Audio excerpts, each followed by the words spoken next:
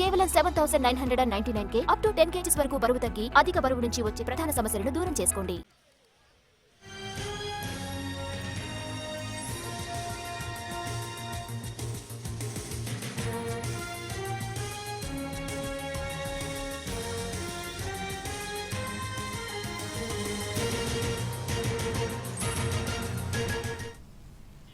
విజయవాడలోని రాజరాజేశ్వరిపేటలో డయేరియా కేసులు ఆందోళన కలిగిస్తున్నాయి. డయేరియా కేసులు రోజురోజుకు పెరుగుతున్నాయి. ఇప్పటివరకు బాధితుల సంఖ్య 350 దాటిపోయింది. ఇంకా నీటి శాంపిల్స్ పరీక్ష రిపోర్టులు రాలేదు. ఇప్పటికే 2 కిలోమీటర్ల పరిధిలో షాపులు మూయించిన ఫుడ్ కంట్రోల్ అధికారులు ఇంటింటికి మంచినీటి క్యాన్ల పంపిణీ చేస్తున్నారు. ప్రతి ఇంటికి శానిటైజేషన్ కిట్లను అందిస్తున్నారు.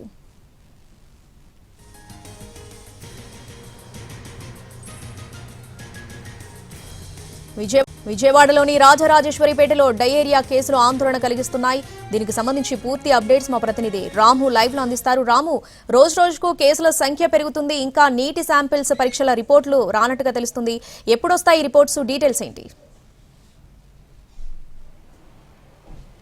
శ్రావణి, 350 కేసులు పైగా రావడంతో కూడా కొంత పరిస్థితి అయితే మాత్రం సీరియస్ గానే ఉన్నట్టుగా మనం చెప్పొచ్చు. ఇక్కడ అయితే వరుసగా ఒకళ్ళ తర్వాత ఒకళ్ళు వాళ్ళ జ్వరం అని, దగ్గని, జలుబని, లేకపోతే వాంతులు విరోచనాలు అంటూ కూడా ఇక్కడికి వస్తున్నటువంటి పరిస్థితి అయితే ఉంది.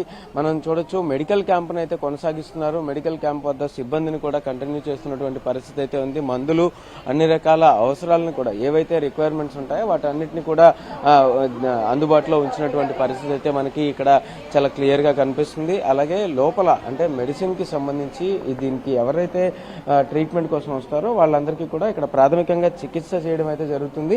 దాని తర్వాత వాళ్ళందరినీ కూడా ఎక్కడైనా సీరియస్ కేసు అయితే గనక ఉంటే వాళ్ళని ప్రభుత్వ ఆసుపత్రికి తరలించేటటువంటి పరిస్థితి అయితే ఉంటుంది. ఎప్పుడు తీసుకొచ్చారమ్మా? దేని గురించి తీసుకొచ్చారు? మార్నింగ్ తీసుకొచ్చామన్నా. మార్నింగ్ ఏమైంది? అదే వాంతులు విరోచనాలు అవుతుంది. అంటే ఎప్పటి నుంచి ఉంది? ఎందుకని ఇలా వచ్చింది? ఎప్పటి నుంచి కాదు, మార్నింగ్ నిన్న ఎర్లీ నైట్ స్టార్ట్ అయినట్టే అనిపించింది.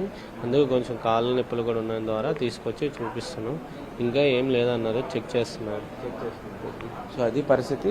ఒక పరిస్థితి అయితే అలాగుంది. ఇక్కడైతే మాత్రం పేషెంట్స్ కి ట్రీట్మెంట్ అయితే కొనసాగుతున్నటువంటి పరిస్థితి అయితే ఉంది. ఇక్కడ డాక్టర్లు కూడా కంటిన్యూగా వాళ్ళకి ట్రీట్మెంట్ అందిస్తున్నటువంటి పరిస్థితి అయితే మనం చూడొచ్చు. వాళ్ళకి సంబంధించి కూడా పూర్తిగా అన్ని రకాల వాళ్ళకి కావాల్సినటువంటి రిపోర్ట్స్, వాళ్ళు ఏమైనా రిపోర్ట్స్ వచ్చాయా అనే విషయాన్ని కూడా తెలుసుకుంటున్నటువంటి పరిస్థితి అయితే ఉంది. డాక్టర్ గారు, ఏమైనా రిపోర్ట్స్ ఏమైనా వచ్చాయి ఇప్పటిదా? ఏం రిపోర్ట్స్? నీటికి సంబంధించి అక్కడ అయితే ఇప్పుడు ఎలా పేషెంట్స్ కండిషన్? పేషెంట్ కండిషన్ పర్లేదు, ఫ్లో అయితే తగ్గింది. ఇంకొంచెం జాగ్రత్తలు తీసుకుంటే సరిపోతుంది వాళ్ళు బయట ఫుడ్స్ ఏం తినకుండా. సో ప్రెసెంట్ ఉన్న పరిస్థితుల్లో మొదటి రోజు కంటే కూడా కొంత ఫ్లో తగ్గిందని అయితే మాత్రం డాక్టర్ చెప్తున్నారు. అయితే నీటి శాంపుల్స్ పరీక్షలు రిపోర్ట్లు మాత్రం ఇంకా రావాల్సిన పరిస్థితి అయితే ఉంటుంది. అయితే ఇక్కడైతే మాత్రం మెడికల్ క్యాంప్ను అయితే ఇంకా కొనసాగిస్తున్నారు. దానికి సంబంధించినటువంటి మందులు కానీ, అంటే ఏవైతే జ్వరానికి కావచ్చు, వాంతులు విరోచనాలు కావచ్చు, వాటి అన్నిటికీ సంబంధించినటువంటి మెడిసిన్ మొత్తం అంతా కూడా అందుబాటులో ఉంచుతున్నటువంటి పరిస్థితి అయితే ఉంది. అలాగే డిఎంహెచ్ఓ కంటిన్యూగా ఇక్కడే ఉండి మొత్తం పరిస్థితిని అంతా కూడా సమీక్షిస్తున్నటువంటి పరిస్థితి అయితే ఉంది. అలాగే వైద్య అధికారులు, అలా మున్సిపల్ అధికారులు అందరూ కూడా ఇక్కడ రెగ్యులర్ గా వచ్చి వాచ్ చేస్తూ అక్కడ ఉండేటటువంటి పరిస్థితిని అయితే మాత్రం గమనిస్తున్నారు. అయితే దీనికి సంబంధించి డిఎంహెచ్ఓని కూడా అడిగే ప్రయత్నం అయితే చేద్దాము. డిఎంహెచ్ఓ దగ్గరికి వెళ్తున్నాం. ఇప్పుడు డిఎంహెచ్ఓ కూడా దానికి సంబంధించి పూర్తి స్థాయి రిపోర్ట్స్ ను కూడా ఆవిడ పరిశీలిస్తున్నటువంటి పరిస్థితి అయితే ఉంది. ఆవిడ దగ్గరికి మనం ఇప్పుడు వచ్చాము. మేడం, చెప్పండి, ఎట్లా కేసెస్ కండిషన్ ఎలా ఉంది? ఎన్ని కేసులు ఇప్పటిదాకా వచ్చి ఉండొచ్చు? ఎన్ని కేసులు వచ్చి ఉంటాయి మేడం?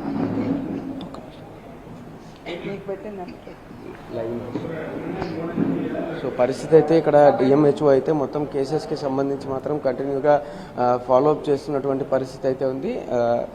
దీనికి సంబంధించి ఎన్ని కేసులు వచ్చాయి ఏంటి అనేది కూడా ఇప్పుడే ఇక్కడ డీటెయిల్స్ అయితే తీసుకున్నారు. మేడం, చెప్పండి. టోటల్గా ఇప్పటి వరకు 311 కేసులండి.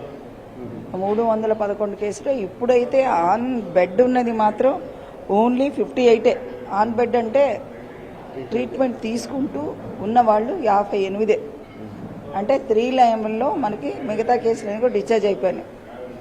సో 58 ఆన్ హ్యాండ్ ఇప్పుడు ఉన్నది.